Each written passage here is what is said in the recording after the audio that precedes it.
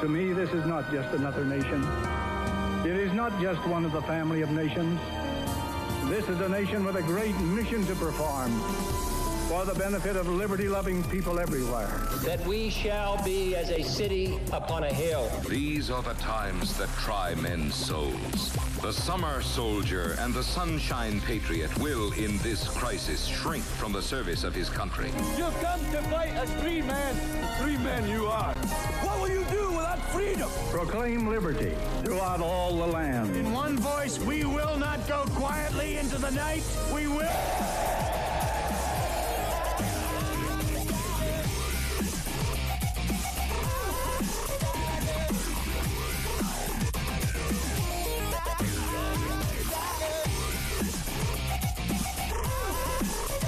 Good morning, ladies and gentlemen. Welcome back to another edition of Real News. My name is Mr. Henry David Shine Thompson, sitting across from me there. Apologize to my neighbors. It is getting loud, but it's morning time, buddy. We got some news to go over. We got some local stuff to go over. We have greatest audience in the nation appreciation segment to go over. How you doing this morning, Shine? Everything good on your end, though? It seems like everything's good. Looks like my microphone's on. Looks like we played the intro with no hitches. Everything is working. Looks like we're broadcasting on YouTube and Facebook. No problems at all. Everything's really good. Looks like we're going to open up in a couple weeks or something. And it doesn't, and people aren't as mad about it as I thought they would be. They're, you know, like even the people that disagree, they sound more concerned than angry, which I think is really positive. All the county mayors and city mayors in the East Tennessee area got together and made a show of unity, like, hey, we're not haphazardly doing this. We're all getting together and using similar guidelines and making sure that, you know, you feel safe going, like if you work in one county and live in another one, you'll know that if you feel safe in your county, that the other county next door is doing safe stuff too. We're all just doing things. So I feel really great about it. Good morning to everybody, by the way. I'd like to, I don't want to get too much in the weeds yet with this story, but because I have this actually coming up as the second listed story in the show notes, which, by the way, quick plug, you can see all the show notes at the top of the description right there. If you want a more properly formatted or something that's easier to read as far as format is concerned, portion of the show notes, just click that Evernote link directly below the title of this program in particular. You'll go directly to the Evernote. It's just a simple breakdown. A lot of that's copy and paste from the articles that we're going through today, but it's a way to cut out the ads and cut out all the nonsense of what I can fix are different. Okay, density is different. What's going to work for Nashville is probably not going to work for Knoxville. You know what I'm saying? We'll get into that here in just a second. Although greatest audience in the nation appreciation segment here in the chat box right now. Let us know what you're appreciative of, how you're doing in your life, anything you need help with, any spiritual concerns, physical concerns, mental concerns, all that other stuff that's going on right now. Give us a shout out for any stuff you know that's going on that's good, any words of praise, any encouragement, anything you just want to point a light on.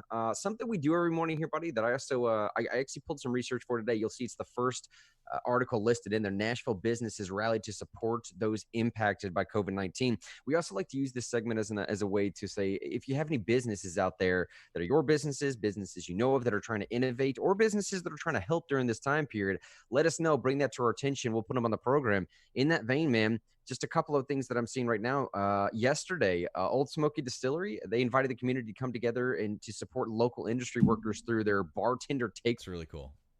Yeah, man. I mean, you're kind of in a stuck in purely state regular.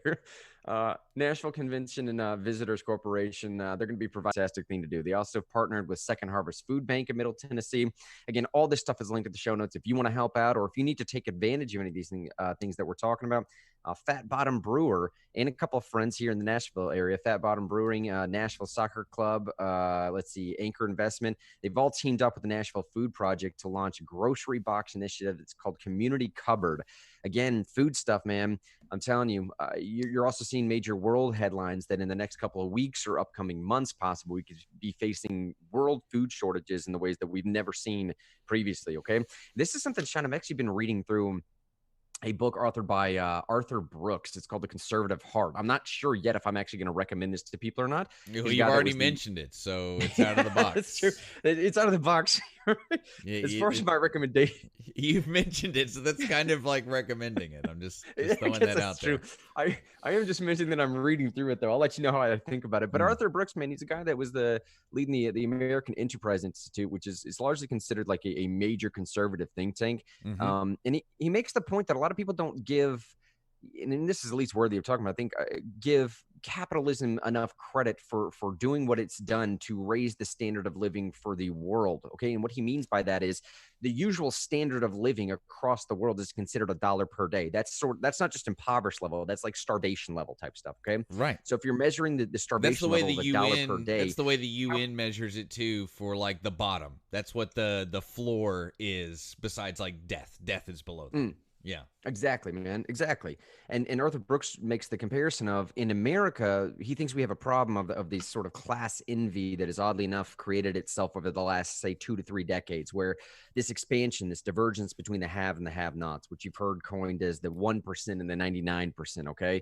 The uppers and the lowers, whatever you want to call them, that has completely diverged. Tucker Carlson even talks about this a lot, of this weird sort of like caste system that's being created in America and this class envy that comes out of that.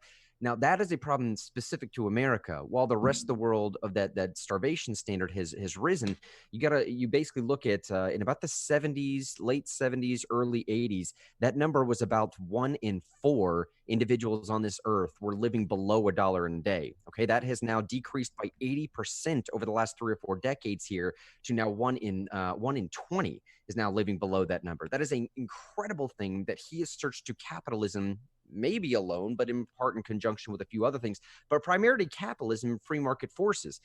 Pulling that back around, Shine, to the story that we're looking at here, the number of people that could go to, a day and again of starvation standards would be a terrible thing to be able to consider. And some of these community covered things, especially in America right now, man, just pay attention to that stuff, see how it's affecting you, see how it's affecting your neighbors. I don't know, man. And in a free market sense, see what we can do to sort of coalesce together and solve some of those problems, buddy. And I'll tell you, Do 615, Project 615, a few others that we see here, Cracker Barrel, Sony Music, they're all getting together. We have Only One Tailoring that's making, obviously, the teaming up to produce face masks for medical professionals. Just a lot of really, really good stuff that's going on in the Nashville area, man. So shout out to them. Greatest audience in the nation appreciation segment here, too. Let us know how you're doing. Shout out to all the good businesses that are trying to innovate. Speaking of what you spoke about yesterday, Sean, this gets us on the topic du jour, if you will, the topic at hand for today. Those mayors coming together yesterday, and one mayor in particular that I want to cite here, in a topic that's kind of rubbed people the wrong way of letting data drive the decision to reopen Nashville. Well, this is what Metro Nashville Coronavirus Task Force announced yesterday by way of the mayor, John Cooper, here in Nashville, saying that data is going to drive the decision to reopen Nashville. Now, immediately when I say that, buddy, I think people are thinking, what are we going to be tracking our cell phone data again, our location? Yeah, possibly. I mean, that precedent has been set, has it not? Like, we're there already. So expect that to happen, I guess. That's not what he's talking about necessarily. That's what the president said, though, too. That's what Dr. Birx said. That's what Dr. Fauci said. That's what exact thing that's coming out of the White House is that the opening should be data-driven. And what I heard from the Coronavirus Task Force when they said it, I don't know, it might be different when Nashville said it because data is an amalgamous term, but they were saying, trending down hospital visits, trending down new confirmed cases. That's what they meant by data, like health department data, like hospital data, stuff like that. Not like metadata, even though, there may be a place where those two things meet, but you get what I'm saying. That's what I hear when I hear data is like, we're not going to do it by feelings. We're going to do it because we can like A plus B equals C, that kind of thing. Exactly, man. And that's exactly what John Cooper, or Mayor Cooper rather, was mentioning yesterday. I do still think that if and when some of this stuff comes back again in the fall, that is one of the ways that they are. So South Korea for example, okay? If you test positive in South Korea, that's when they implement these very stringent measures of tracking location, tracking interaction, tracking the number of people that you have already interacted with, sort of maybe not enforcing, but strongly suggesting, I suppose, in America, a mandatory 14-day shutdown period or quarantine period for yourself, along with the people you've had an interaction with. That's when I believe we're going to see more and more of these stories of sort of tracking where people have come from. In particular, yesterday, though, Mayor Cooper laid out the guidelines to reopening the city of Nashville. And that's a very interesting thing, man, because the city of Nashville, if any city in this state or in this nation for sure, if any city in this state or this nation is driven by tourism and the things that are being shut down right now, the service industry, if you will, dude, it's got to be Nashville, right? So that's I think it's some part where they're saying it's going to be 12 to 18 months. Now, I don't know who they is, Mr. Ant. Who is they? They're going to saying that they're going to shut down for 18 months. I don't know, industry experts, but they're looking at a year to a year and a half possibly before we get back to some sense of normalcy of people flooding these streets. And Mayor Cooper yesterday said some of the things that are going to indicate whether we can return to that are these four indications here of what Shine was talking about just a second ago. One, a transmission rate of less than 1, meaning that each person would not infect more than one other person in Davidson County. 2, a 14-day downtrend in new cases of COVID-19. 3, adequate testing and PPE capacity for our region. And 4, a robust health infrastructure to conduct contact tracing investigations throughout the community. And again, buddy, that stuff on its face doesn't sound too outrageous, Sean. You get what I'm saying? I mean, I don't think it's entirely out of line, I think anyways, with some of the stuff that's being pitched at the federal level. It's, again, in my opinion, just sort of more in line with a localized response. Davidson County, I think, if I'm not wrong, it's still number 2 in the state right now, behind Shelby County for positive cases here. So I don't know, man. Obviously, I think our response is going to have to be different than Knoxville. What's your opinion, though? What are you thinking? Is it too draconian? Is it over the top or whatever? Because I got some stories coming up here in a second where we do have some examples of people that are being way, way too overbearing with their enforcement measures. But where are you standing on this? Well, it's kind of like you said. It sounds reasonable. It feels right. Right? So on its face, without experiencing it and not knowing how long it would take to reach those metrics, right? It sounds good. Especially with kind of the underlying normalcy bias that, yes, we have those things. Yes, it's going to make us more safe, but surely we'll be back to normal before we know it. Right? So I think there's an underlying assumption in there that it won't take forever to get to those metrics in that description. So I guess what I'm saying is projecting out into the future, it sounds really nice, from sitting here in the present. But in the future, it just depends on how long it takes to get back to normal. It just depends on how long how much food people have in their house and how long they can pay rent. That's really what it comes down to, I think. Well, and I think and I also think too, if you get like the economy's back open but the bars aren't open. Yeah. Do we have the return of speakeasy culture? Do we have the return of private bars with, like, you get COVID swabbed on the way in? It costs $500, on the way in. You get what I'm saying? Like, do we, especially in Nashville? It's a party town. Well, you know what I'm saying? Like, that's what I wonder about is how long will people actually voluntarily comply, and it really comes down to how long does it take. So that's my reaction, is that all sounds good, but if everything is still closed in a month and people can't pay rent, they're gonna do something. And that's why I keep saying, man, it's going to be the businesses that are trying to figure out ways to innovate to make people feel comfortable in their place of business. I think those are the ones that are going to thrive during this period of quote unquote staggered or phased reopening. And those are the ones that are going to survive later on, or possibly survive and then thrive later on. You get what I'm saying? By the way, Zach says in Facebook for Greatest Audience in the Nation appreciation segment here, today is his anniversary at his job. Congratulations, buddy. I wish we had a little gong or a bell or some applause or something, a little hotkey to do that for you. Congratulations, oh, yeah. Zach. We want to we say this before, and this goes to the whole community. We want to be the kind of people that congratulate people for good news. So in the chat room, give him some props. Bill is saying good morning to us as well. Somebody both you and I know, Grant, nice. From the Knoxville community. So good morning, Bill. Thanks for watching. Thanks to everybody who jumps in, is on time every morning. I mean, we already have like 15 people in here. We're getting like 400 views a day. Thank y'all so much. Like and share. Smash like if you're ready for everybody to go back to work. You know what I'm saying? Smash like for that. But I wonder too. I just wonder, Grant, how long will it take? And I think that's the issue, because we've already seen that Tennessee is not afraid to say we're ready. I mean, really, all of what Bill Lee did was make sure that there weren't going to be more protests this weekend. That's what he did by saying it's going to open up. Right.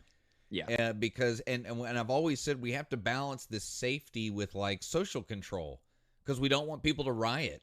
We don't want people to do things that are outside the social norms, like go take food or ammo from their neighbors. We want people to keep being amicable. We want regular kinds of commerce to continue in safe, predictable ways.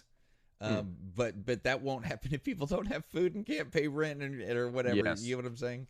Oh, yeah, man. And actually, to that point, Kelly just said on Facebook a second ago, the measured scale of reopening seems like it makes sense to me. However, food and funds for each individual person and family will be a precarious balance. That's also what Ray was mentioning a second ago in the Facebook, saying have and have not, ?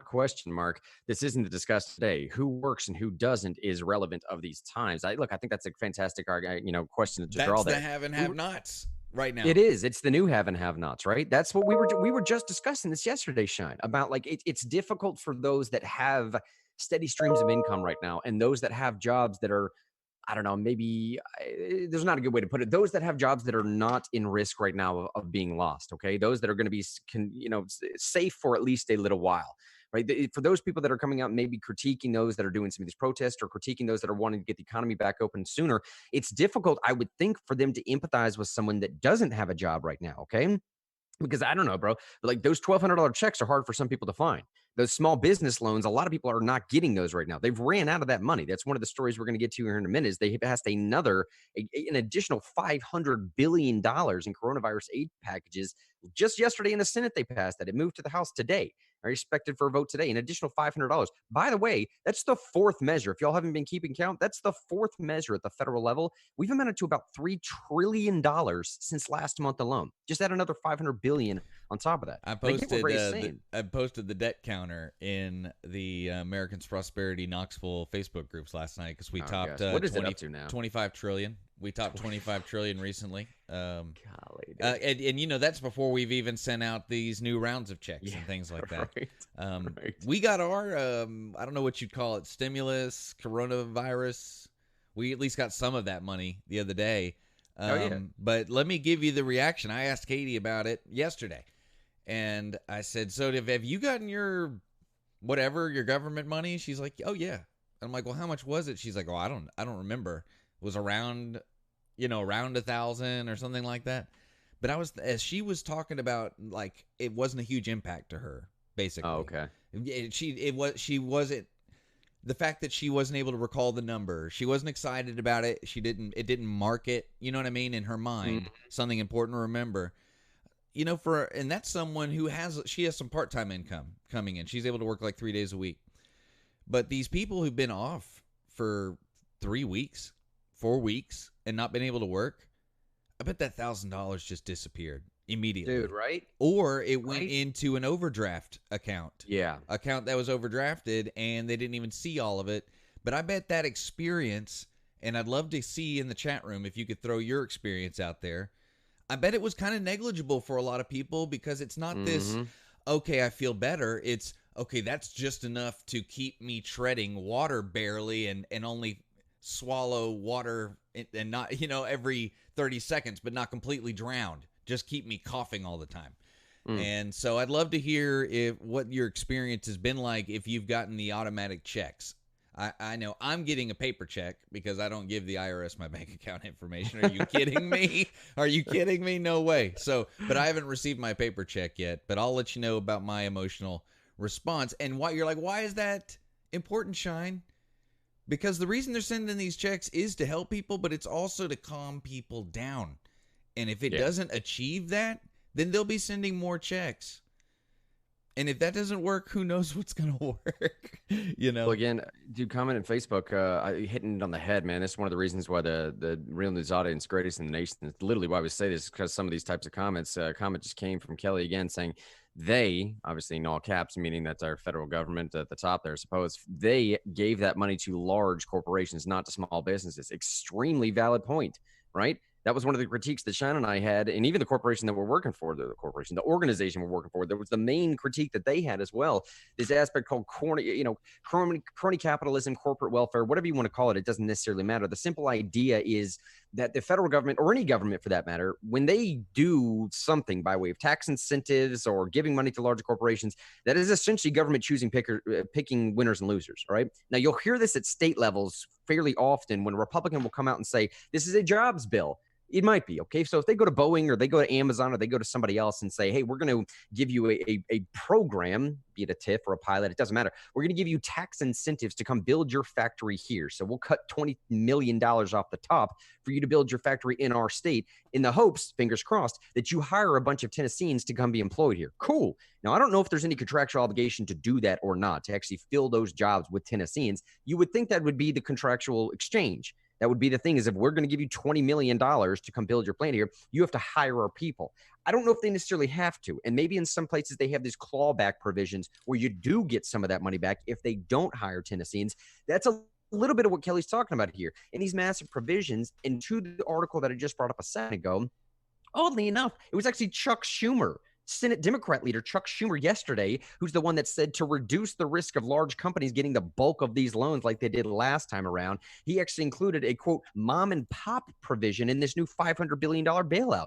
Now, frankly, it's a little bit frustrating that the Democrats have to do this because I don't think they believe any less in cronyism than, say, a Republican does. I think he was just using it as political points to get one over on his Republican folks because he knows that's one of the angles he can take right now. But at the end of the day, I don't see much difference in Democrats or Republicans when it comes to this issue. And hopefully this is yet one more thing that we can point out that everyone will pay attention to after this crisis is done. There are so many things that are being exposed right now, buddy. I'm telling you, it's not just your late night show host that just can't get a joke together because they don't have an audience. It's not just Bill Maher who's stumbling through interviews because his sycophants in the audience aren't, just like showering him with praise. It's also some of these policies that drive these restrictions behind them. Maybe certificate of need laws don't make sense. Maybe restrictions on telemedicine doesn't make sense. Maybe if you're hosting, I don't know, not hosting, but if you're a customer support line in Alabama, maybe you don't have to show up to a physical building. Maybe you can save that overhead. Maybe, just maybe, if you look at every major economic crisis we've had in America previously, we see this aspect of something called consolidation. We see this aspect where large businesses are the ones that survive. Do we not? The same thing happened in the Great Depression, buddy. You want to know why we have 5 banks that are running the Federal Reserve right now? Maybe it's 7. I haven't caught up with the number recently. Whatever it is. The Federal Reserve is a privately owned entity, if y'all did not realize this, okay? They're the ones that we get our print money from, whatever. They send us loans. You get the scam. Anyways, it used to be a lot more banks in this country. The Great Depression came around. What ended up happening? A few banks survived, and those few banks that survived bought out all the little guys. They consolidated the power. They consolidated regions. They consolidated the entire industry into a few major players. This is what happens in most economic breakdowns. It's the same thing in 2008. I think it was like 140 smaller to mid-sized community banks sold to larger banks. So there was definitely a consolidation of the market even then. I think even if you remember, if you had a local community bank account, which I did, the name of the bank changed between 2008 and 2010. It's because they were purchased. And it's not even, I mean, think about it. Banks is just one small sector of the industry too. Obviously, it's a very important one to pay attention to, but other major industries do the exact same thing. It's just simple nature of survival of the fittest type thing. But here's the frustrating thing, bro. It doesn't necessarily become survival of the fittest if you have the zookeeper back there shoveling food into the shark's mouth every 2 days, right?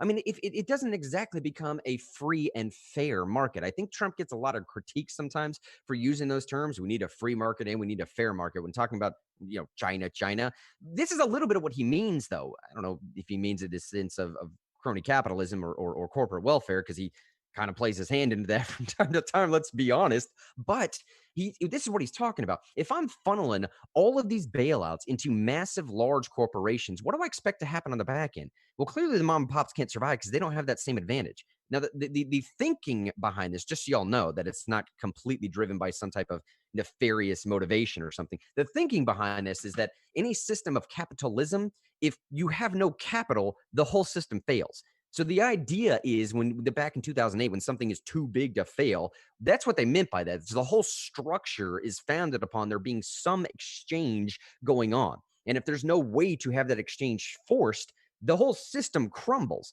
And the easiest way to force that exchange is to make sure that the largest players at top can have the advantages to survive. So in theory, I suppose that's what they're trying to do. But when it comes to these smaller mom and pop shops, just like Kelly mentioned a second ago, they're not getting those help outs, dude. They just ran out of the money for these mom and pop shops, another $500 billion. And out of that $500 billion, Chuck Schumer only tried to earmark $125 billion of that specifically for small business mom and pop funds. All right. Now, initially, all of it was going to be related to business, and Democrats got in there and said, hey, no, hold on. We actually need to break this deal down. Let's say $321 billion for small business lending programs. Small business is a very open term, ambiguous term, as we're seeing now. $60 billion for a separate emergency disaster loan program. Let's see, $75 billion for hospitals, $25 billion for national coronavirus testing. So that's the way this new sort of $500 billion mark breaks down. But I'm telling y'all, it's not just a problem of the national debt rising, okay? It's not just a problem of the larger corporations getting this. It's not just a problem of the larger corporations being able to survive, inevitably buying out the smaller corporations. It's not just the problem of Amazon taking over the entire market. It's also all of that coupled together with, dude, we're just flooding the market with money right now, which obviously is going to lead to inevitable inflation. Okay. And as you inevitably inflate this stuff, you have to think that the value of your dollar at the lower end becomes less and less, i.e., my grandfather could go to the shop when he was a little boy and buy a moon pie and a Coca-Cola for a nickel. I don't know if that's what it was. Let's say it was a dime. Meanwhile, if I try and do that today, it's going to cost me $5 and a nickel. You get what I'm saying? That's the idea. So my dollar doesn't go as far as it used to. My nickel doesn't go as far as it used to. And as that happens, you see this divergence I was talking about before, Sean, okay? Watch my hands here. As you're seeing the divergence, it used to be some of these things would just barely separate us. Well, now, as we're playing into making sure capitalism survives by basically just giving these bailouts to the major industry corporations, their dollar is essentially getting a little bit stronger, while mine is getting drastically, exponentially weaker. Right. And that's a little bit of what's driving this divergence and increasing this class envy. And I think, dude, that's a little bit of what's playing into these protests. I think whether these protesters realize it or not, it's hearkening back slightly. And this will kick it to you, Sean, for some commentary if you want to. And then I'll get into some of these enforcement mechanisms that are going too far as I'm concerned. But I think what's happening right now is slightly hearkening back to the old school, like Wall Street. What's that? The run Occupy, something on Wall Street. Occupy Wall Street. Yes, the Occupy Wall Street days, the 99%er stuff. Are you seeing that correlation at all, or am I just kind of making some of this up? I think people are using some of that language because they know it already. You know, the class language is like 10 years old. It's like Don't Stop Believin'. Everybody knows that song. You know what I mean? I think that's why people are using the class language because it's been popular to use since 2008. Thanks, Obama. That's a great meme. Right. I think that's what it is, though. I think that's, a lot of what it is, because I don't think that really describes the situation accurately or honestly. I think it's a little bit of a dishonest way to describe it. Like, it's not a class thing. It's situational. It's bad luck. It's an emergency. This is not systemic. You know what I mean? Just start running. So that's not, I don't know. The classist, it wasn't a result of like argument, market decisions like sure. The 2008 housing crisis was. Like, we had billions and trillions of dollars backed up in these mortgage-backed securities, and then you just let not terrible people, but people that shouldn't qualify for loans get into $2 million houses. I hear what you're saying there. Sorry, go ahead, buddy. Some kind of classist or system based on class did not produce the disparity between people who are working and not working, essential and non-essential. That is not a class issue. That's an emergency issue. So it's a little bit dishonest. It's a little bit hyperbolic. It's only tacitly emotionally connected to the class language. And I think, and I don't know, I don't think regular Americans are using that language. I think the people who've been using it, which is far less than it was even a decade ago, but the people who were using it a decade ago and using it 2 years ago and a year ago, they're using it now. Most of those people who are using that language are people who work in bars. Look at the people who are look at AOC, the representative who uses that language constantly. I mean, is talking about reworking the economy and using this doodle, but she's a good representation of the people she represents. It's a bunch of people who are college educated, but are not using that to make the money they need to make. That's true, right? They're college educated. They're not making the money they need to make, and they were educated on all that Marxism talk in NYU and Columbia and all these other places that teach that garbage. And then they're just applying it to this situation. And I think it's sad and unfortunate. And it's like, why do you send people to college so they can build themselves shackles? Yeah, man. That are internal barriers that really don't exist. There are people out there, even in these weird times, they're using their brains, using their imaginations, and figuring out ways to not just make money, but thrive too. Like meet needs. But these people just sitting around complaining that it's some kind of classist thing. It's dishonest. It's not fair either. Well, and honestly, obviously the quickest way and the easiest way to get stuff back going again is we have to figure out a way to phase in and reopen an economy so people can actually go out and start shopping again. And unfortunately, we're such a service-driven economy. A lot of that is going to be restaurants, bars, hair care stuff, salons. You're run-of-the-mill sort of service-driven stuff. We have to figure out a way to get back to that. And I was actually thinking about a comment from Facebook a second ago in a conversation I had with one of my buddies yesterday, this guy named Joel.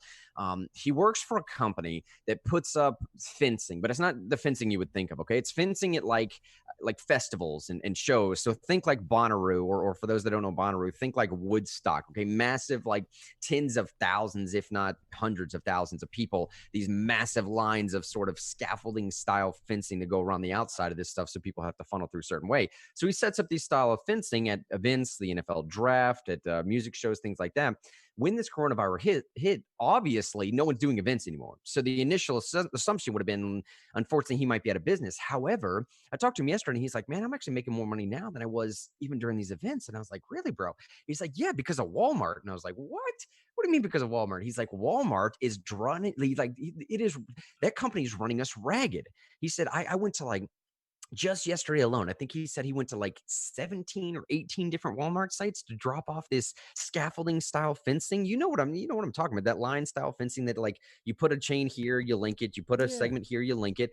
And he was saying, we drop it off here, we get paid per load of drop, and you get some, driving incentive on top of that or something. He's like, my paycheck during the last, couple of weeks because of Walmart has been better than it was during, prior to the coronavirus. And it got me thinking for a second. I was like, bro, I don't know for sure, but if I was to speculate strong enough here, Walmart's getting ready. They're getting ready for this reopening, okay? Walmart's a large enough corporation to see the writing in the wall. This is a little bit of what I'm talking about, of companies that are going to recognize that tradable commodity of trust, of making you feel comfortable in their store, right? They are probably getting ready to put the scaffolding up, I don't know, but to segregate some sense of like a 6-foot spacer in a line if you have to get in the store, or to probably segregate so you have to only walk one way down an aisle in a massive store that's a Walmart that's tens of thousands of square feet, so you can't go past someone else, okay? Or to funnel people into certain buying checkout lines as opposed to others. They're probably going to get ready for, how do I control these herds of folks that are about to come back out in a way that's responsible to ensure social distancing? Now, whether they believe in the virus or not is not of importance. That's not the point. For Walmart, they believe in the narrative that the media has already set, right, buddy? Like, that's what they're getting ready for. And they're getting ready for the massive amounts of people that are saying, man, I need to go out. I need to buy some stuff. I just need some stuff for myself.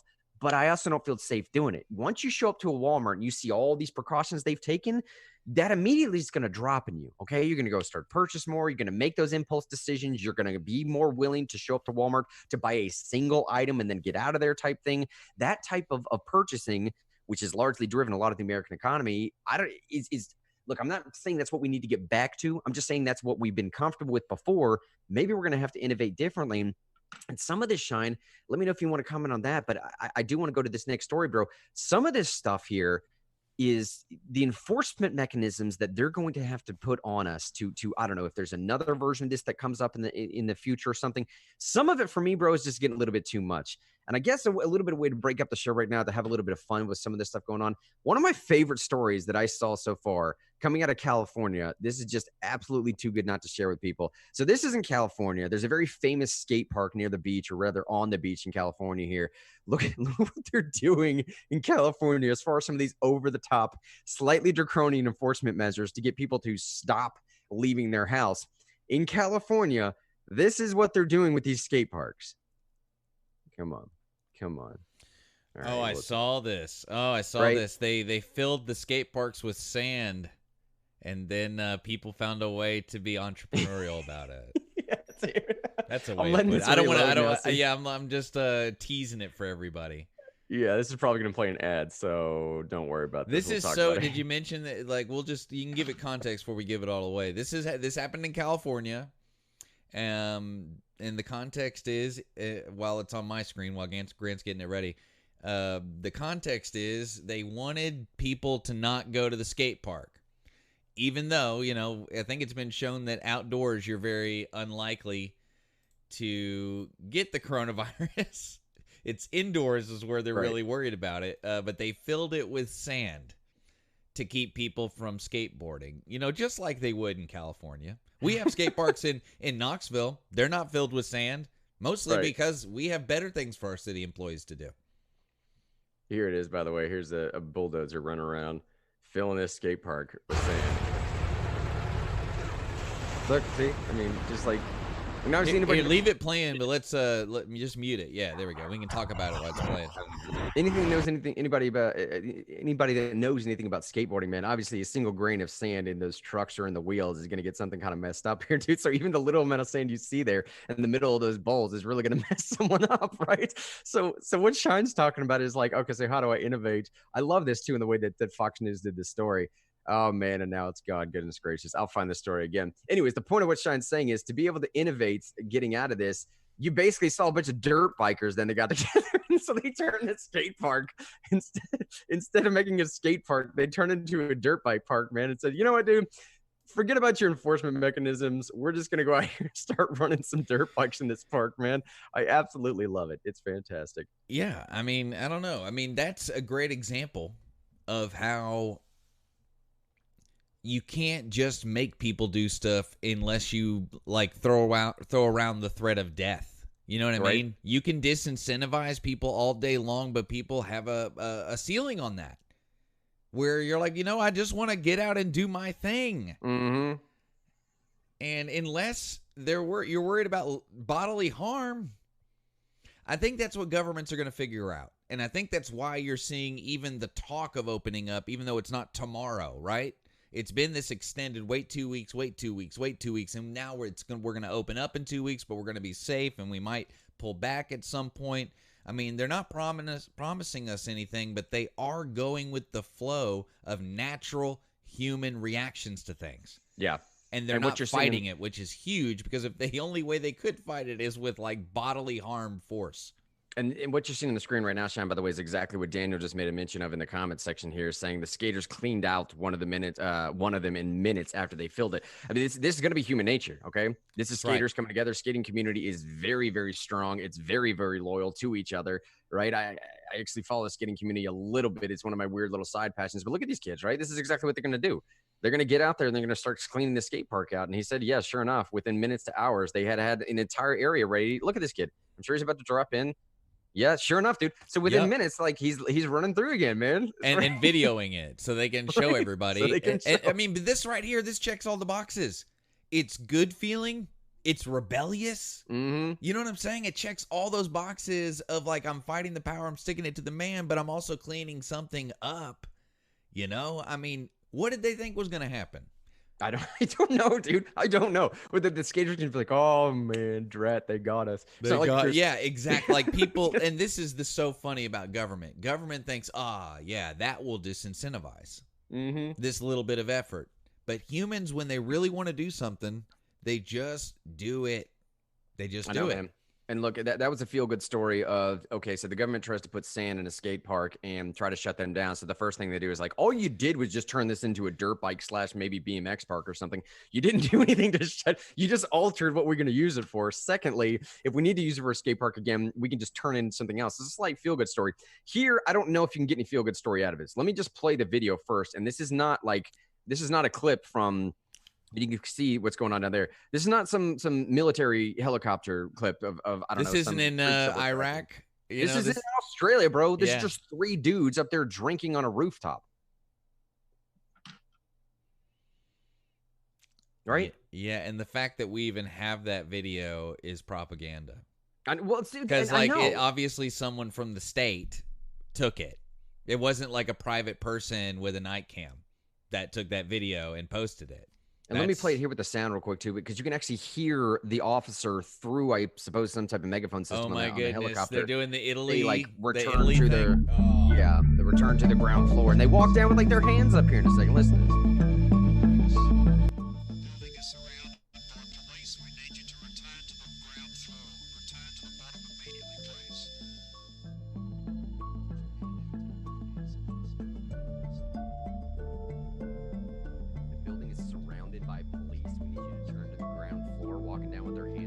Look at that though. I do like that shot right there of like a single hand up with a beer in the other hand.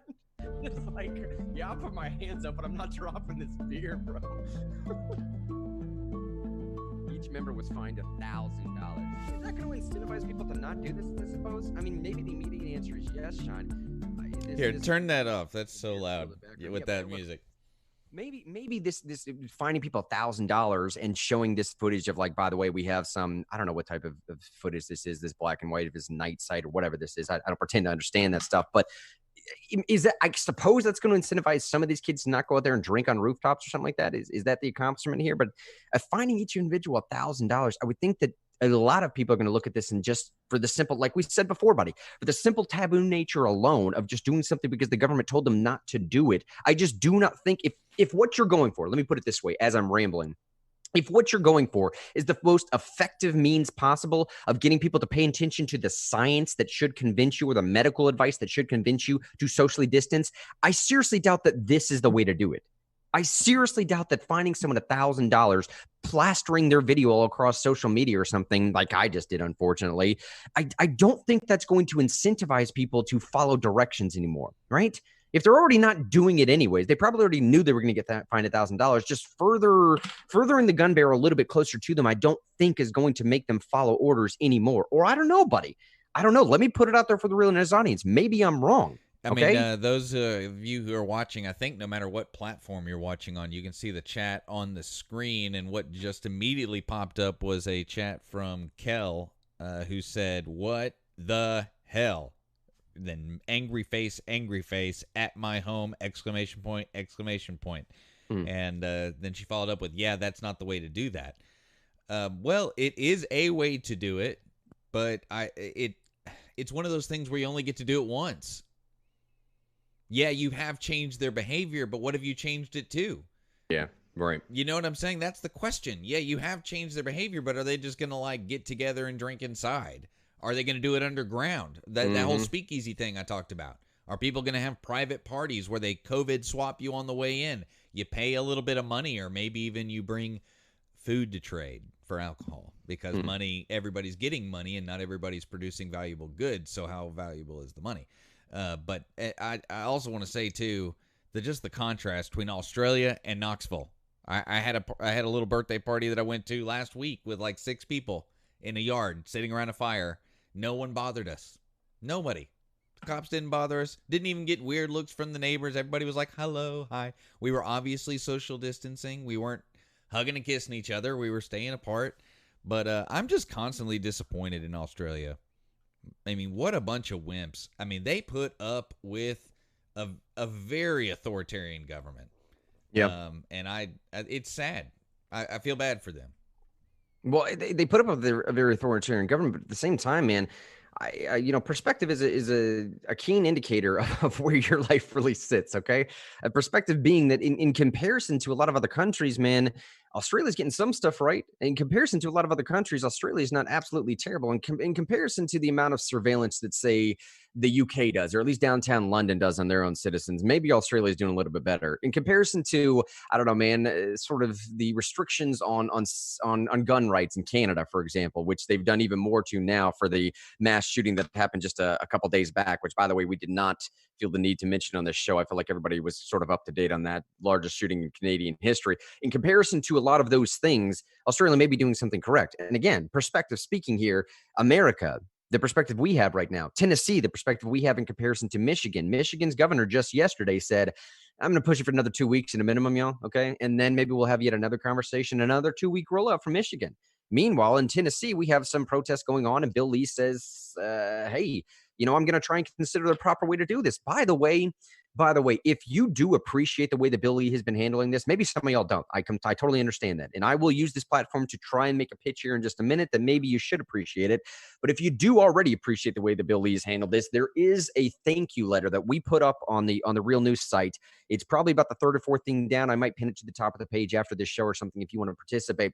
These thank you letters go a long way, okay? It goes a long way not just to show your support and a sense of encouragement, the basic things it does for just human species, right? It does a lot of things, too, to give Bill Lee some type of hard evidence, some type of indicator that the decisions he's making is being supported by his constituents, right? If you appreciate the way that he's handled this going forward, if you don't, that's fine. Withhold on doing that.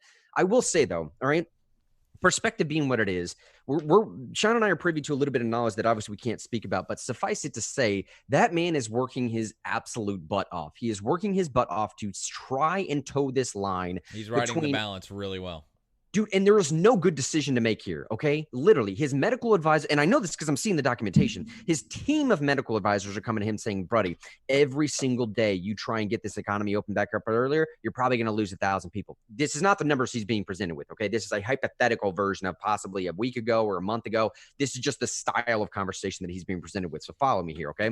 His medical advisors are saying, Governor Lee, every single day you try and get this economy open back up earlier, we're going to lose another 1,000 people to this virus. His economic advisors and his liberty champions are coming to him and say, Governor Lee, every single day you don't open the economy back up again, 1,000 more people are going to go without work, which means these children won't be fed, which means we're going to be creating generational problems, which means we might lead them into some version of, I don't know, a criminal lifestyle to try and make ends meet. These are the decisions he's being presented with, okay? There is no good decision to make here. This is the quintessential definition of not being able to satisfy everyone. It's just going to happen that way. That's the pure hard truth of what we're looking at right now. And I personally believe this is not a pitch for any organization that I'm working with. This is not a pitch for anybody else on anybody else's behalf. This is not a pitch because I work at the legislature. This is my simple Grant's belief. This is not even Mr. Henry talking. This is Grant's genuine belief here. I genuinely believe that Governor Lee has done as much as he possibly can to consider all factors at play, to consider the wise balance between how do I take what the medical community is telling me, not overwhelm our healthcare systems, take this virus seriously, but also understand we are possibly looking at a legitimate depression and not a recession. We might actually already be in a legitimate depression. Bro, if you look at these scales of the charts, the pinging up and down between unemployment rates over the last, say, 4 or 5 decades has done a little bit of something like this. Over the last 2 months, it is, when I say off the charts, this old adage of off the charts, it is actually off that chart. You cannot track the unemployment claims that have happened over just the last 2-3 weeks, y'all. This is the situation we're dealt with. This is the situation that Governor Lee has dealt with. And I honestly believe he's tried to do the best he can to recognize I was elected here as a small, limited government individual, recognizing liberty, recognizing that people have the right to fail in their decisions. I also recognize that occasionally, if your liberty decisions encroach upon another individual, we may have a problem. And we may have a problem there that government might be an entity, not the only entity, but one of the entities that could posit a proper solution. You get what I'm saying? And I say that in comparison with what every other state is doing. I say that in comparison with our death rate and our numbers of positive things going on right now. I say that also being privy to a little bit of the knowledge that I know of what Governor Lee is going through currently. Now, again, you may disagree with me. I get that. That's fine. And you may have cited well-cased examples of why Governor Lee has not done something properly. But I will say this, buddy, okay? Much like Trump has now finally apparently come around to the idea that the governor should probably be making decisions for their states. Governor Lee, from day one, Shine, tell me if I'm wrong, Real News audience, from day one, Governor Lee has said these solutions are best implemented at local levels. I am not going to issue a statewide edict. I am not going to issue some statewide mandate that they have to comply. And then we forced his hand a little bit, okay? Now it was a safer at home order, which was basically just, I don't know, some rhetoric to please comply, if you will, okay? It was still the counties that were making those decisions. It was still the cities that were making those decisions because that's the proper way to handle a situation like this. Governor Lee is out here in Nashville, y'all. He doesn't know necessarily what's going on in Knoxville unless he hikes it out there and sees what's going on. All right? Now, Finally, fast forward a little bit. It still didn't work. Our numbers were rising. His medical experts were telling him, dude, we're going to overwhelm our hospital systems if we're not careful. So he issues a stay-at-home statewide order. Now, I will say this, okay? Pause all of what I just said. I think he did the best he possibly could. I will say, if there is anything I will critique him for, it's probably going public with the idea and actually using the tracking data. Okay, I understood why he used that. I suppose somebody in his team thought from the very beginning that's a very effective, sellable narrative to this people in Tennessee, saying there's still people traveling around. Look, nobody's paying attention to these stay-at-home, safer-at-home orders. And my medical experts are telling me if these people keep traveling in the way that they're going to right now, our numbers are going to shoot through the roof. Well, that didn't exactly happen. I'm pretty sure the pitch behind closed doors was this will be a way to get convinced people that it's justified to roll it out for another 2 weeks. I do not think that was a valid decision. I do not think that was a qualified decision. I do not think at all that that was a reason to continue a 2-week statewide order. You could have done it with the stats alone. You could have done it that, I don't know, the rest of these states are doing it. You could have done it because the president was advising it. You could have done it because the president said we're going to wait until the beginning of May to roll out these economy things anyways. People would have followed you. Okay, I think basing this decision upon people's location really rubbed them the wrong way.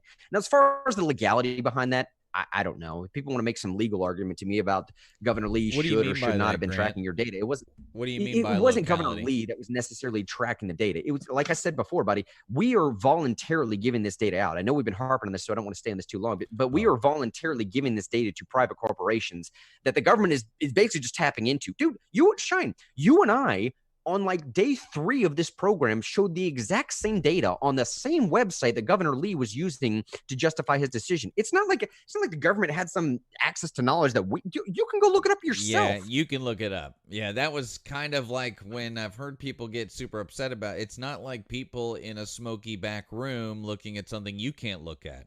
Everybody can look at it because we were looking at it. It exists. You can go out there and see there's a. What do you think that sick map is coming from? Where do you think they get the info? It's anybody who tests positive. They know where the positive case is, and it pops up on everybody's thing everywhere. Shine, let me say this. There is a map you can look up right now. Don't believe me, go Google it. There is a map you can look up right now that tracks people's temperatures.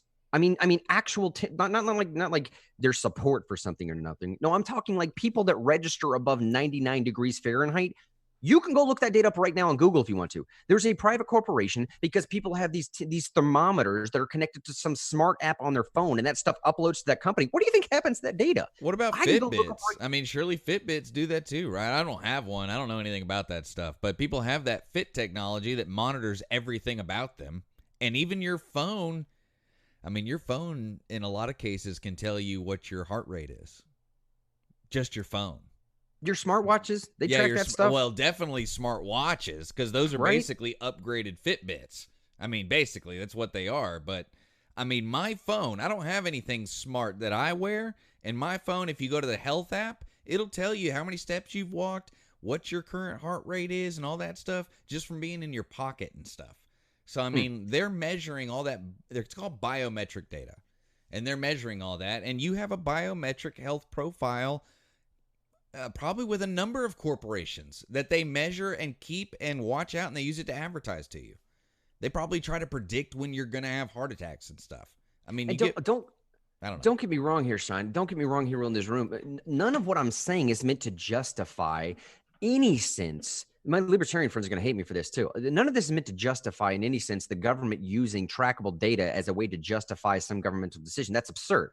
That is antithetical to everything I stand for or ever have stood for or hopefully ever will stand for, right? Make that abundantly clear. All I'm saying, dude, is the clear exception to the Fourth Amendment is that you all tell people they can look at you. Okay, that is the obvious exception to the Fourth Amendment. If an officer comes up to me and says, hey, can I look all in your house? And I say, yeah, sure, go ahead, buddy. My Fourth Amendment protections don't apply anymore.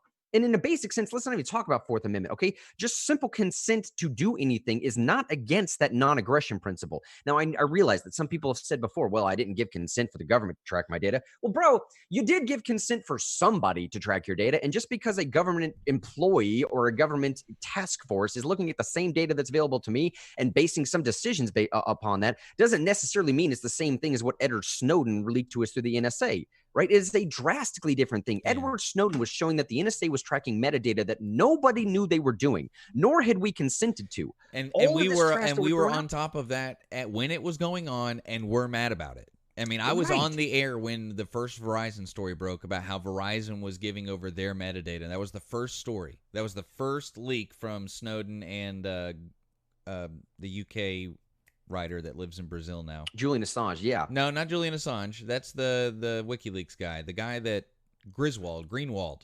Oh, okay. Greenwald was the one who was writing the stories for Snowden and handling the leaked information. I remember the first story. It was the Verizon story. And we were on it, and we were mad about it, and still mad about it. But in the same way that you kind of take your privacy in your own hands when you go out on the road, at any time, your rights could be violated by a peace officer because they have a gun and you probably don't, and it's probably safer that you comply than not comply because you're using a service, right? You're in that service. I don't know. That doesn't justify it. But it's kind of like knowing the lay of the land. It's like going hunting and knowing that you got to watch your back for wolves and bears and stuff. It's like, it wouldn't be great if a bear attacked you, but you know the deal. I mean, that's just part of living in a state in 2020. And I hate saying that. It's not meant to justify it. But like, you can't pretend like we live in a different world than we live in. No. And because you can live without a hold on one second, Grant. You can live without a smartphone. I mean, people write about it all the time where they have flip phones that are non-trackable and they only use it to make phone calls and they don't have any apps and they live their life just fine. So in a certain way, if you choose to carry around the Imperial probe droid with you, that's consent because you can have a regular phone or you can have a house phone and it's totally illegal for anyone to tap your house phone. But anyway, that's really getting down into the weeds there. I do want to point out, Grant, I threw it in the chat that thank you letter that you mentioned is actually pinned to the top of the Real News Facebook page. Gotcha. And I think when you watch that Australian video or watch videos from just about anywhere besides Tennessee, and you'll be more thankful every day that you have the governor you have. Does that make him perfect? No. But like, nobody's perfect right now. It's a crisis. It's an emergency that no one's ever seen before. If someone was perfect, we would be suspicious right now. If they were perfect, because we'd wonder if they had been in on it from the beginning and knew more than everybody else. But he's been great, especially in comparison to almost every other state. He's been great. And we say all the time, you got to appreciate rhetoric. You got to appreciate decisions in context from your elected officials and tell them when they make decisions you like. Yeah, did he open it up when you wanted it to? No. But did he decide to open it up before everybody else and is now under scrutiny? Yes. So if you appreciate that, please sign that letter and send it to him. He'll know who you are, especially if you vote. If you vote regularly or even semi-regularly, you'll get put on a list of, wow, that's someone who pays attention. So if you send another letter, they're going to read it. That's how it all works, and you're expanding your influence in the institution of government. That's how it works, is communication. I think you said it absolutely perfectly there a second ago. Obviously, when you were touching on that idea of, look, bro, nobody is saying, and I got to say this one more time, okay? I don't know whether I should consider myself a libertarian, right? I have strong libertarian leanings, little L libertarian. I certainly don't know if I should consider myself as a part of the party of the libertarian, right? I don't know if I'm there yet. I will say this. I think I've always called myself a constitutional incrementalist. And what I mean by that is I personally believe that we can use this system that has become entirely too perverse. I think it has become an exploitive system, right? I think it's a system that will take advantage when it has the ability to take advantage, but it's not beyond saving, I personally believe. That's why I call myself a constitutional incrementalist, because anytime I can get an incremental win back towards constitutional purposes and provisions and principles, I will take that win and I will get that win and I will work hard for that win. For a straight, I've said this before, get rid of the 17th Amendment, put me power back in the 10th Amendment. A lot of problems will take care of themselves, okay? 17th Amendment we don't have time to go into that right now. Anyways, do those two things, it'll take care of itself. With that being said, Shine hit it perfectly the nail on the head a second ago. Obviously, we're not saying that anything that any government does, and we talked about this during the town hall the other night, buddy, with Americans for Prosperity's organizational president, right? Even our libertarian buddies asked that question, and his response was, it is a major problem anytime the government even gets close to wanting to track data. My whole thing is, I just am saying I think that responsibility is a little bit misaligned, okay? We cannot allow ourselves to be so naive that we miss the understanding that we have put that data out there, that we have voluntarily put that everywhere out there, that you and I can look up alone. So we cannot allow ourselves to be so naive that a government employee or entity cannot also look that data up and also base some decisions upon that data. Dude, if they're tracking temperatures and they're not there tracking, we're giving it to them, bro. I don't want to harp again. Well, hey, yeah, and we're getting down into the weeds of that. The most important thing is, like, wouldn't you rather our state government use some kind of data in order to make decisions that are more than just how many people have gone to the health department and had a positive COVID-19 test, more than just how many people are in the hospital because of COVID-19? Don't you want them to be as informed as possible in order to make these decisions in balancing safety and economy? And then we can sort it all out when we're not dying or starving, right? I mean, that's my thing kind of too, is why get stuck in the weeds? I mean, he would be getting criticism if he was making decisions not based on data. And so if there wasn't the data, we may not be opening right now. That's important to remember too.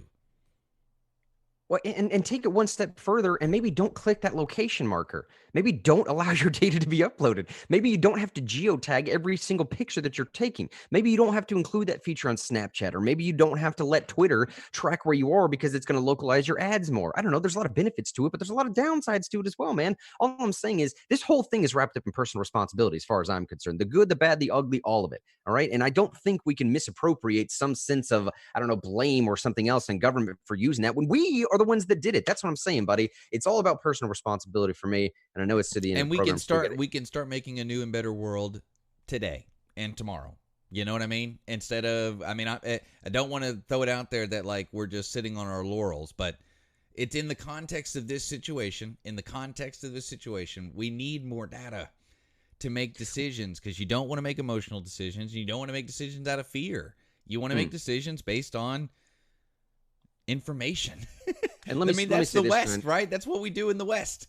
We don't make decisions out of fear or whatever. We make it through reason. And you have to have information to use the reason. And Daniel just said on Facebook, saying, quote, people are driving is not a reason to restrict movement. 100% I totally agree. That's why I didn't want to get caught in the weeds. That's why I immediately jumped to that hunting analogy, where it's like it's not about best. It's about reality. Yeah. You know, in the woods, it would be better if a bear didn't want to attack me. But a bear might. Well, and you should know that when you go to the woods. Just that's what I meant by when you go out and drive, just like you run the risk of having an accident, you run the risk of the authoritarian state getting into your business because you're outside your castle. You know, that's a reality, right? It's less of a reality in Tennessee. It's more of a reality in many other places. Well, and he's 100% right when he says just saying people are driving is not a reason to restrict movement. We have been very clear in this program of saying, like, you don't even have the motivation or the purpose behind why I was getting my car in the first place. All right. The whole point of social distancing is so that I don't interact with another human being. My wife and I literally just yesterday just drove around to look at some spots. Okay, literally just drove around the town to see the sights, to look at some spots because we were too cooped up where we are right now. We needed to get out, get some sunshine on my face, whatever else. We hopped in our car for about half an hour to an hour, just drove around and looked at some sites around the area. That's literally what we did. We didn't interact with another human being, didn't come into contact with another human being, didn't happen except for her and I, and we're living with each other, obviously. Okay, so that's exactly, I think, what Daniel was saying. Like, simple tracking of movement is not a justification to tell me that I have to restrict that movement. And to be fair, also, Governor Lee was also using TDOT data, the Tennessee Department of Transportation, or what I suppose that's what the acronym stands for. He was using TDOT data to see what the traffic was in conjunction with the cell phone data as well, right? So it was also just purely government stuff that they were looking at, right? And we've been very clear on that. All I'm saying, man, the only point I'm making is you cannot remove your own personal responsibility. And basically, man, your own fault here if you're the one that's contributing to the cause of the data that they're tracking. It is not their fault for looking at that data when you've given that data. That's all I'm saying, okay? And the buck stops right there. It stops right there. And I do not care the backlash I'm going to get for that statement, because I firmly believe in that statement. It's an empowering view, because if it's your fault it happened, then you can make it stop, theoretically, over time. You can. So it's an empowering view, but if it frustrates you. Isn't it interesting that, like, the weird practicalities of this extreme issue is making us refine and define our principles? How interesting. I think it's a healthy process. I think it's healthy to get your principles out of the laboratory and the theoretical laboratory and get them into a situation where they can be applied and tested and countered and challenged, because that's how you become a really principled person. Being theoretically principled is only, 25% of the way there. It's being tested. It's being put through the challenging situations, and I think this is very healthy for everybody. I was thinking, I was driving around yesterday too, Grant, and I was so excited that I didn't get pulled over for driving around. I mean, there were a number of cops who pulled up behind me and then moved to the right and passed me, and I was just thinking about all these people in other places where that's not the situation, and I'm so glad to live here and not be bothered, because I think the leadership from the top, from our governor, if our governor had been more authoritarian, then our police would be more authoritarian. Our mayors would be more authoritarian. Everyone took the cues from our governor, and that's why I personally signed that letter and thanked him, because it could have been so much worse, because the fear is there. The fear is there if you wanted to make everyone scared and make your police pull everybody over and do like they're doing in Australia, where they send drones out to people who are sitting on the roof drinking beer. I mean, how weird is that? So weird. But I'm so glad to live here. I drove around yesterday. Even the citizens of Tennessee are doing things without being asked. A local gas station, which isn't one of the nice ones, had already built a plexiglass covering and with only little holes to hand your card through or your money through. They handle the whole transaction themselves. You don't have to touch the pin pad, and they do it with gloves on. They change gloves every transaction. They have signs saying stay 6 feet apart. And this is at a local gas station that's not it's not the Pilot, it's not the Weigel's, it's one of the locally owned ones. You get what I'm saying? And they're already doing that. And I went, you can see my cup. It's not an advertisement for McDonald's, but an anecdotal story, just in case you haven't left your house. The McDonald's drive-thru had put up plexiglass and didn't allow me to even stick my card into the business. They reached their hand out, took it with gloved hands, and did the whole transaction for me. So, and I'm only saying that because Governor Lee gave us the freedom. And look at these places. I just gave you an anecdotal evidence of a locally owned business and then a franchise business stepping up, trying to make people feel safe. And I think the freedom enabled people to do that. Yes, right. And encouraged people to do that. Absolutely. And I was going to, Chick-fil-A also has a thing now where their curbside takeaway, they just bring it in a big bucket and then you reach in the bucket and get your stuff out. So it's like even one less point of contact between you and somebody else, right? By the way, man, coming to the end of the show here, there's a few stories in particular I did want to draw people's attention to, again, in the show notes there, and I'll let y'all know about some of the events we have coming up too. Importantly, obviously, check out that piece that I put down there about the new stimulus package, $500 billion, most of which hopefully should go to small businesses. I doubt it. We'll see. Trump also signed the executive order yesterday that will suspend immigration for another 60 days. Important note on this, Shine. Frankly, it doesn't necessarily seem it's going to change all that much. Okay. We're basically already there. And I think that's the point that a lot of people are missing, at least as far as I've read into this. The order suspends new immigrant visas for 60 days, according to the text, which was released yesterday. He signed it yesterday too.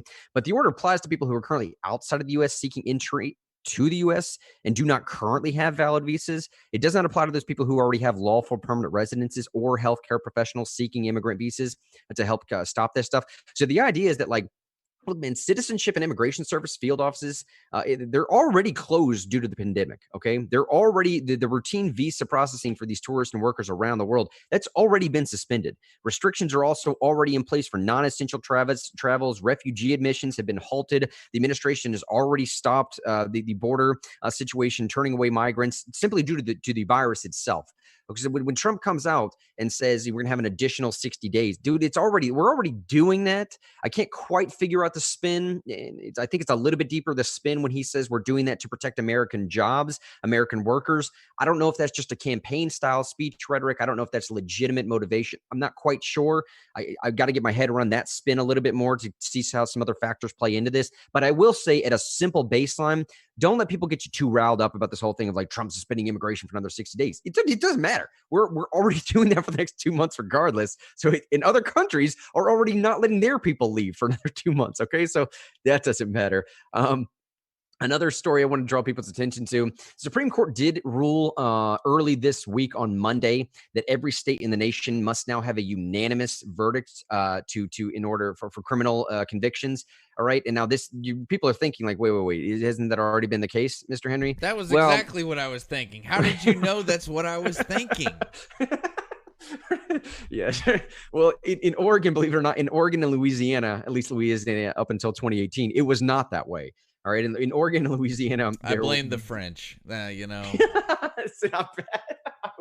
Blame the Canadian and the French. Yes, dude. I do, right? Don't they have like a different legal understanding than the British common law descendants? Louisiana does have a slightly different state system. Yeah, that's absolutely for sure. Yeah, Louisiana's a bunch of weird people. Don't get arrested down there. I'll tell you that right now. It's not the same. It's not. That is true. No, you're right, dude. That's 100% true, man. Or Quebec. Don't get arrested. Well, obviously, anywhere outside the United States and not in Louisiana.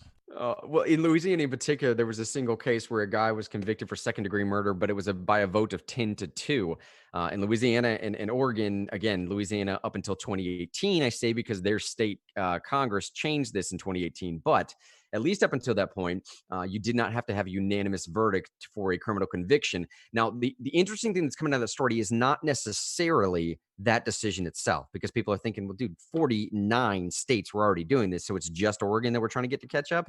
Fine, Oregon's already progressive enough. What's the real story then here, Mr. Henry? The real story is what people are saying, the analysis, if you will, of overturning precedent. That is one of the most interesting things that's coming out of this. I linked to a very interesting, it's a long New York Times article, but it's possibly worth reading, talking about like the way that this case came to the Supreme Court. Literally a month ago, they had a case that came out of Louisiana as well that was identical, virtually identical in fact line. Okay, the facts were almost the exact same. And the Supreme Court turned it down. They have the discretion to say, I'm not going to take this case and hear this. They basically said, no, we're not going to take that over. Sorry, not sorry. You don't get your day in the Supreme Court. We're going to kick it back to the states. And then just a few months later, they took up this different one. Okay. And even the way that this decision broke down from this 6-3 split decision of these concurring opinions and the majority of the opinion or the supporting opinion, everybody had their own little weird take on it. And the analysis that I'm getting is all of this stuff is talking about precedent. All of this stuff is talking about the ease with which, or possibly with the ease that the Supreme Court should not overturn precedent. And in particular, some of the analysis is pointing to Kavanaugh. And Kavanaugh, in particular, that whole thing when it was breaking down is going back to now saying, Kavanaugh was very important to ask that question of, are you or are you not, here's the big headline shine, going to overturn Roe v. Wade? Okay? That's what a lot of people are saying that this case is pointing to. Right? Dramatic music. That's what they're saying is this case has very little to do with unanimous convictions for criminal cases. It has much more to do possibly with how the justices feel about the weight that Supreme Court precedent, stare decisis is what it's called, the weight that previous decisions should be given as to whether or not we can overturn. And that New York Times case is making the point that maybe Kavanaugh might be more willing to consider overturning Roe v. Wade. Final piece I'll make about this, Shine. If you haven't been paying attention, virtually every state in the South has some version of a heartbeat bill or some version of a right to life bill or some version of something that attacks the 9th Amendment or 4th Amendment or something else to say, hey, Supreme Court, be on your guard, be ready. There is about to be a, quote, controversy amongst the states that is inevitably bound to get to your front door. You got to tell us yet again what happened in 1972. That day that you decide on Roe v. Wade, more importantly for the legal heads, it's probably going to be pertaining to Casey versus Planned Parenthood, the undue burden language. If you want to look that up later, fine. But in the next couple of years, pay attention to Roe v. Wade, buddy. It might be kicking back to the states to decide what you want to do with it. But final thing I want to make. Oh, but we wouldn't see anything until next year. Obviously, the Supreme Court's not hearing cases right now. No. Well, they're hearing cases now, but we wouldn't. Not Are they really? About that Roe v. Wade. Well, they're hearing it via like Zoom and stuff. Yeah. Oh wow, I didn't know that it continued. I bet. Yeah. Well, Grant, make sure you keep us up to date that they're not like. I mean, I don't know, because I always feel weird about stuff government doing things when no one's paying attention. Oh yeah. Because we haven't had a light Supreme Court session in a decade. Mm-hmm. Every single session of the Supreme Court has been like societal changes and I don't know, major settling of who won the culture war in this arena or that arena or whatever. They've had wide-ranging implications. That's a good way of saying it. It's things that mean things. They're so I don't know. Make sure we don't miss anything important there, Mr. Legal Expert, for sure. Oh yeah, man. And thanks for keeping us up to date on that. And I will say, too, if anybody, for some odd reason, is so inclined to do so, if you want to follow along with what's going on with the Supreme Court, oyez.org is the best place to find this information. It's oyez.org.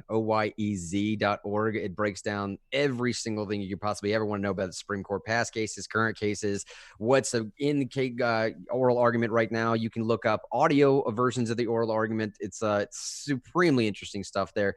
Final thing I just want to tease for today, Sean, that I kind of want to get to at least tomorrow. Matt Drudge, buddy.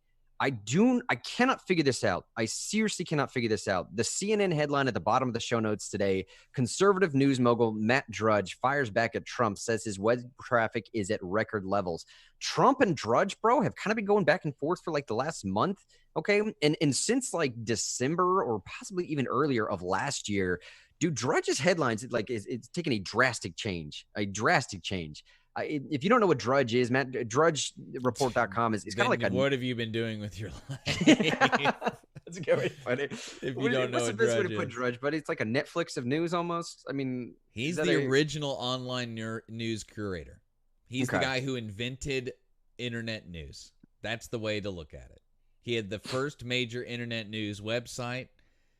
From its inception, it's been changing the landscape of politics, changing the landscape of media, and is one of the most influential people in the world, Matt Drudge.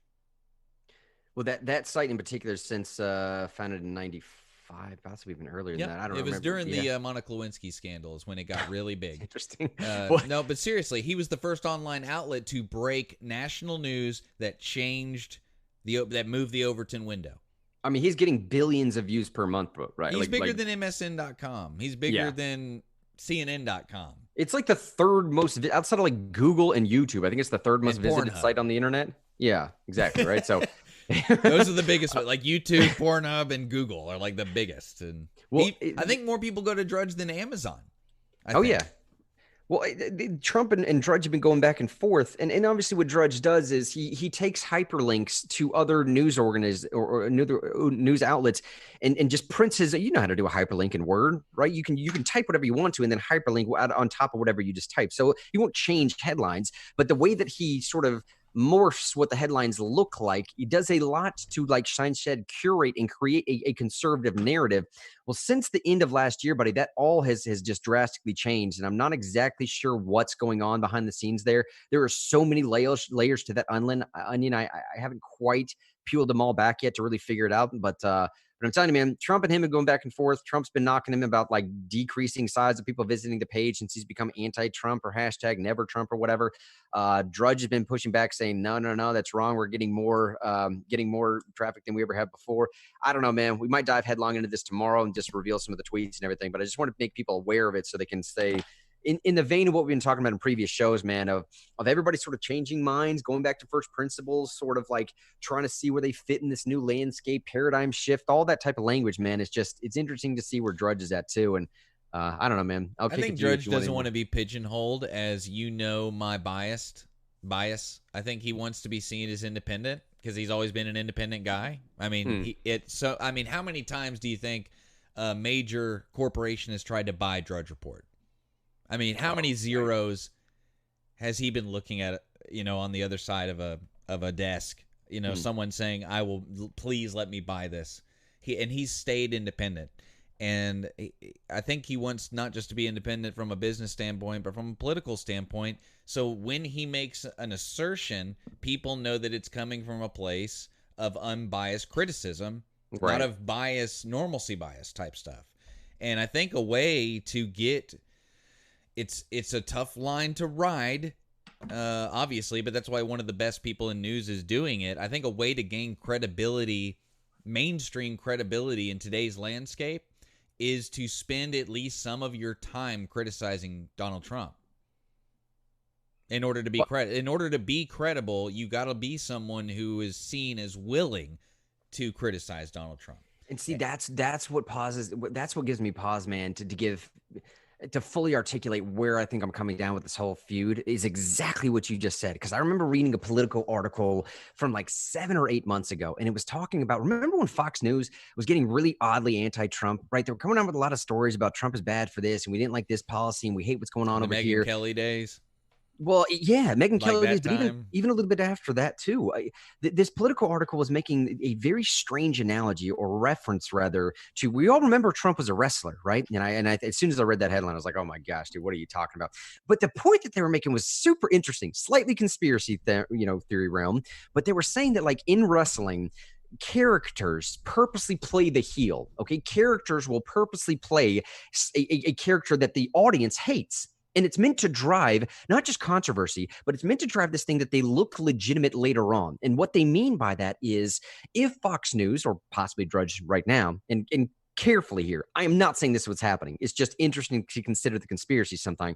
What they were saying is, if Fox News or Drudge right now plays an anti-Trump character, if they play a never-Trumper, if they play the heel, later on when it matters, i.e. election time, if they start pushing pro-Trump articles at that point, they will then look legitimate, just like you just said, Shine, okay? Just like you just revealed that analysis right there. That was the third or fourth level that I'm hesitating on, because I don't know if that's what they're playing at. I don't know if that's what Drudge is playing at.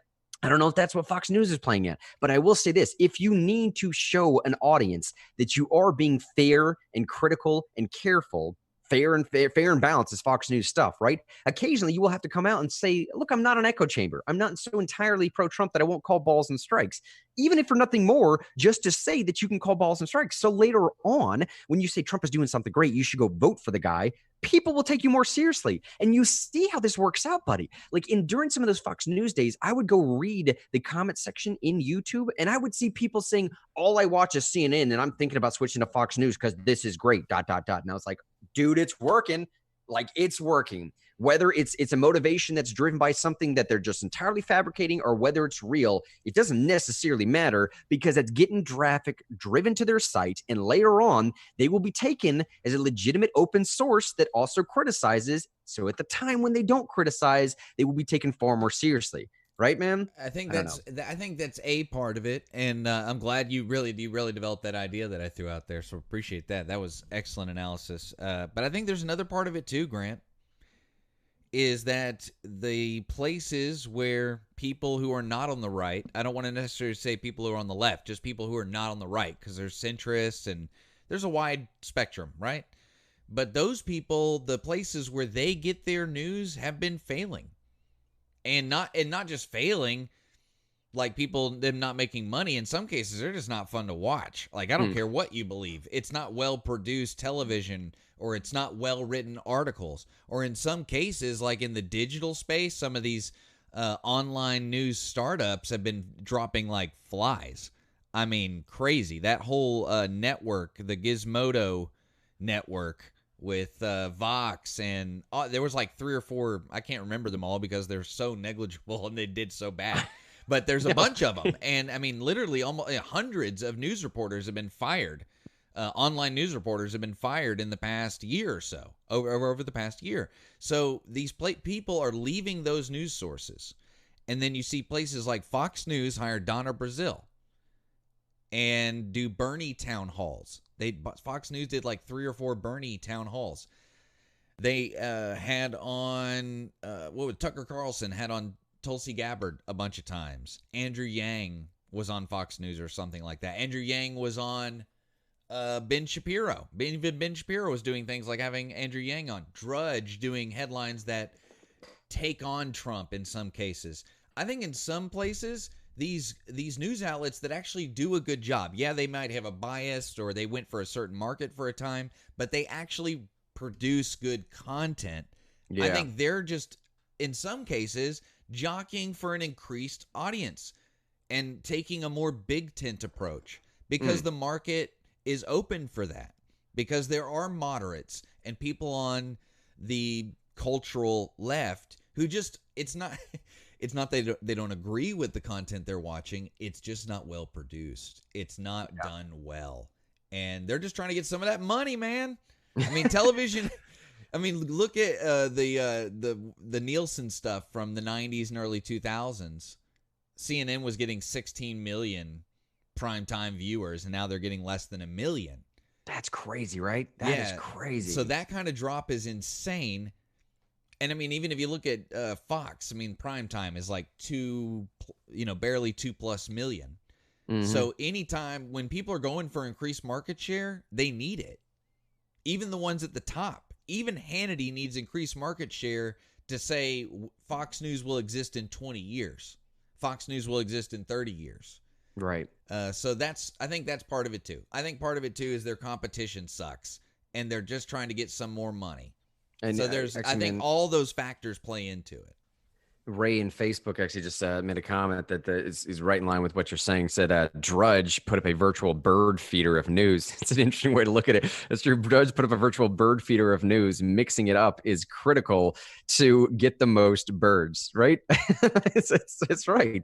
You just mix it up, throw enough bird seed out there, see which birds you can attract, and got to get the most out there. And Shiny's probably a good point to wrap up the show right now, man, because we got a chock full day of stuff coming up, man. We gotta be making calls, we gotta be banging out numbers, we gotta be making influence, making change, breaking down barriers, doing all the things we try and do in this job that we work for. Real quick though, at the top of this section of the notes here, you will see yet again this event that we're doing with Knox County Mayor Glenn Jacobs that will be on Friday. Shine, dude, for the life of me, I always forget the time for this. Is it 6 Eastern? When is this? It is 6 Eastern. Gotcha. Okay. But there's a link to it in the chat, and also there's a picture of Glenn Jacobs sitting next to a fire on the Real News page, and that's a link to, I think, a little fireside chat thing, right? Yeah, that's a link to the Facebook event page, which also has all the links. But if you're already registered, don't worry about it. But if you aren't, and I know you'll probably like it, I might be texting you today. But if you want more information, you don't want to have to worry about Shine bothering you during your life, you can just go to the Real News Facebook page and click on that link. It's going to be really awesome, guys. We had such a good time during the deal on Tuesday with the AFP president, and we're going to have so much fun in the future. So you want to get used to doing these in these formats, because these are the ways, or at least one of the ways, we're going to bring your local officials to you and amplify your voice with those people. So you could be a part of the conversation, not just with Real News, but with your government as well.